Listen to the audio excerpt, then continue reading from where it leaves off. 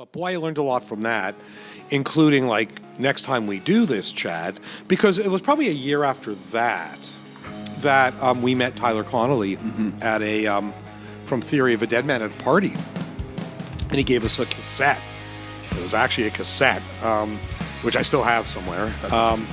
And you know, Chad and I listened to it, and I remember Chad calling me and saying, you know, what'd you think of that Theory of a Dead Man cassette? And I said, I like it. I said, you know, it kind of reminds me of CCR, like not so much musically, but like the guys singing about North Carolina and stuff. Like I knew that, you know, Tyler's from Delta. Like it's like, and here he is singing songs about the bayou and shit, right? And I'm kind of like, I think that's kind of cool. Like I think it's kind of cool. They sound very American, and you know, and that's when the perfect storm hit. It was that perfect storm because How You Remind Me happened, Wasting My Time happened, the Hero soundtrack with the Spider-Man song happened, and there was that moment in time.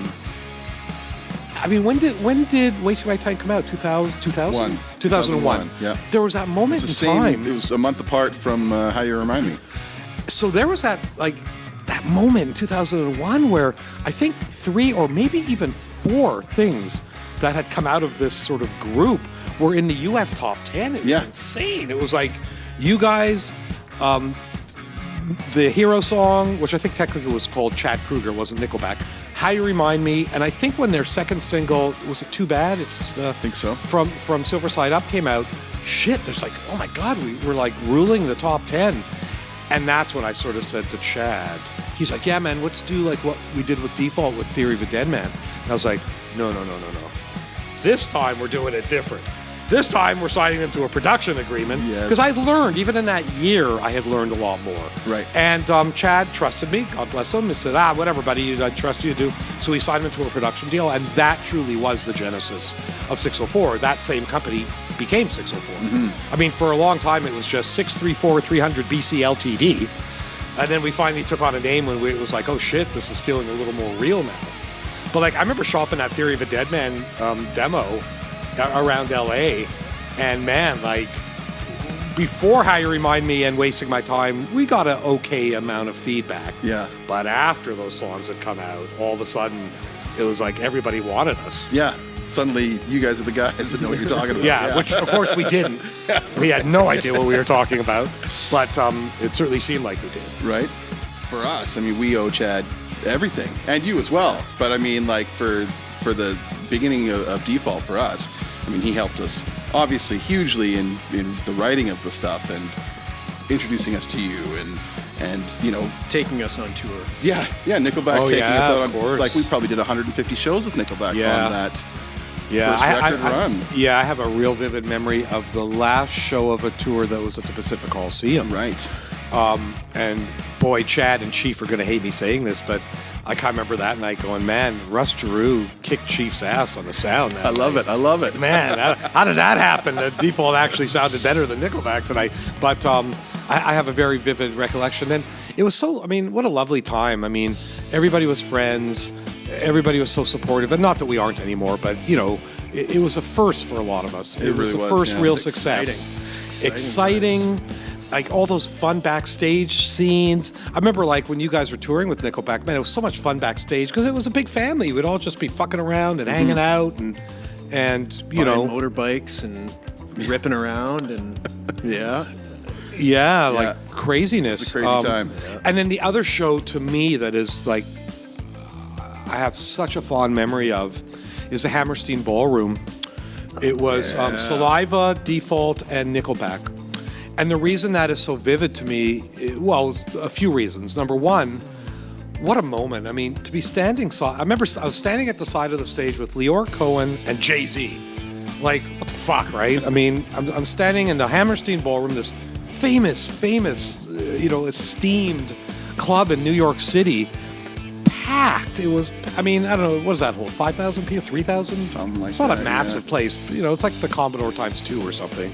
And I just remember standing side stage, looking out at these adoring fans, kind of going, wow, like, how the fuck did this happen? how the fuck did this happen? And all of us, you guys got presented a gold record that night right, yeah. backstage. I remember that. Everybody was there. Your management, which was also Nickelback's at the time, they were all there. Gottlieb was there. Leor Cohen was there. All sorts of celebrities were there. Dudes from Anthrax were there. Oh, Remember that? yeah. Jesus Christ. So, It's I mean, insane. and that weekend, Chad and I negotiated our deal for 604. Very next day. That was a Amazing. Saturday night at the Hammerstein. The next morning, Chad and I had to get up, unfortunately, bright and early, get to the Pierre Hotel overlooking Central Park, where we negotiated the deal for 604 on a napkin with Leor Cohen and Case Wessels.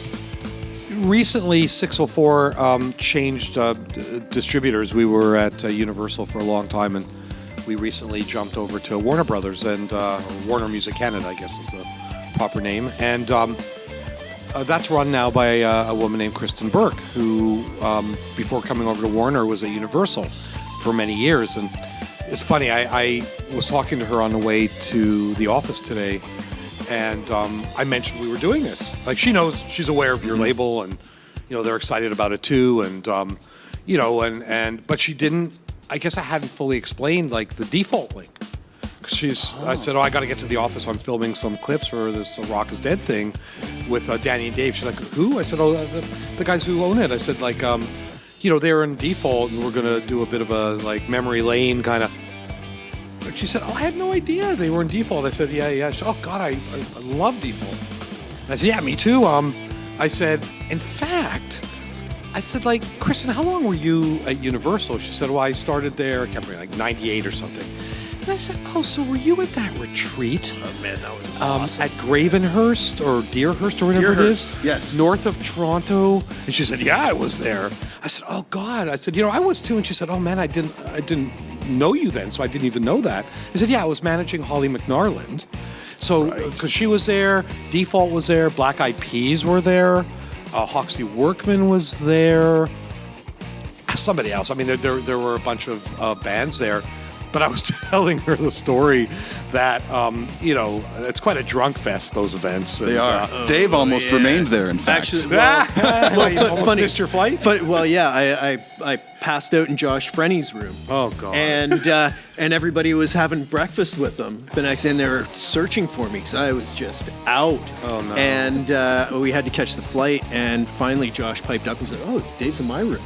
And they went and got me out of bed, and Well, this is probably tying into your story, because where were you going? Well, you probably know where I was Yes. going. That the night before, the morning after, Holly McNarland thought it'd be a good idea if everybody went skinny dipping.